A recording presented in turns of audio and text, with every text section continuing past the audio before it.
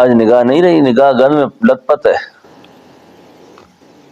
نگاہ گن میں لت پت ہے۔ اس کی حدیث میں آتا ہے کہ النظر سہم من سہام ابلیس، نظر جو ہے یہ شیطان کے تیروں میں سے ایک تیر ہے، جس چیز پہ لگی ہے اس کو اپنے اندر لے لیا ہے، اور جب نظر غلط کھپتی ہے نا کسی جگہ پر، اس کا جو بڑا نقصان ہوتا ہے نا انسان کو، اس کے نور ایمان سلب ہو جاتا ہے آدمی سے،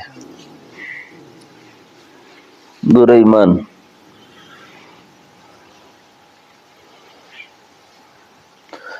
صحابہ کرام میں ایک صحابی ہے حضرت حذیفہ، نہیں ہے یہ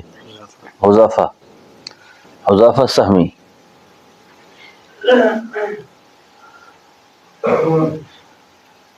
ان کے ایمان کو لوٹنے کے لیے نا اس زمانے کی ایک حسین و جمیل اور عورت کو سامنے لایا گیا، جس نے ہر ناز و انداز سے حذیفہ سہمی کے سامنے سارے پروگرام کیے، لیکن حذیفہ آنکھ اٹھا کے نہیں دیکھتے تھے۔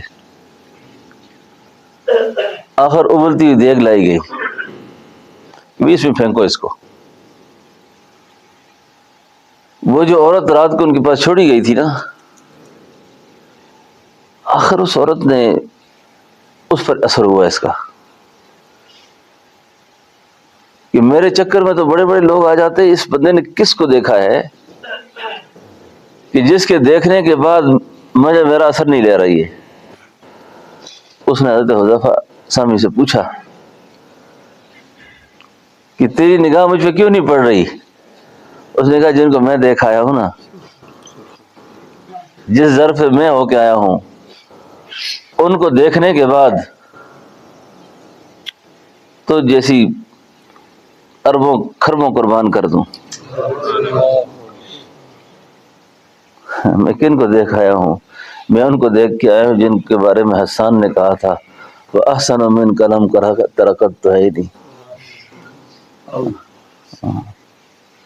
آگے کیا ہے؟ وہ اجمل من کلم تلد النساء خلقت مبرا من کل عیب، آگے کأنک قد خلقت کما تشاء۔ میں انہیں دیکھ کے آیا ہوں جیسا آج تک کسی ماں نے جنا ہی نہیں ہے، اور میں ان کو دیکھ کر آیا ہوں جن سے شاید اللہ نے پوچھا بتا تجھے کیسے بناؤں، کیسے بناؤں تجھے۔ میں ان کو دیکھ کے آیا ہوں جن کی آنکھوں کو قرآن کہتا ہے ما زاغ البصر۔ میں ان کو دیکھ کے آیا ہوں جن کو قرآن کہتا ہے وَإِنَّكَ لَعَلَىٰ خُلُقٍ عَظِيمٍ۔ میں ان کو دیکھ کے آیا ہوں جن کو قرآن کہتا ہے یا ایھا المزمل یا ایھا المدثر۔ تو دوستو یہ بڑی نعمت ہے آنکھ کی۔ صحابہ کے تذکرے سے ایمان تازہ ہوتا ہے۔ اچھا اپنے گھروں میں بھی صحابہ کے چرچے کیا کرو، صحابہ کی باتیں کیا کرو۔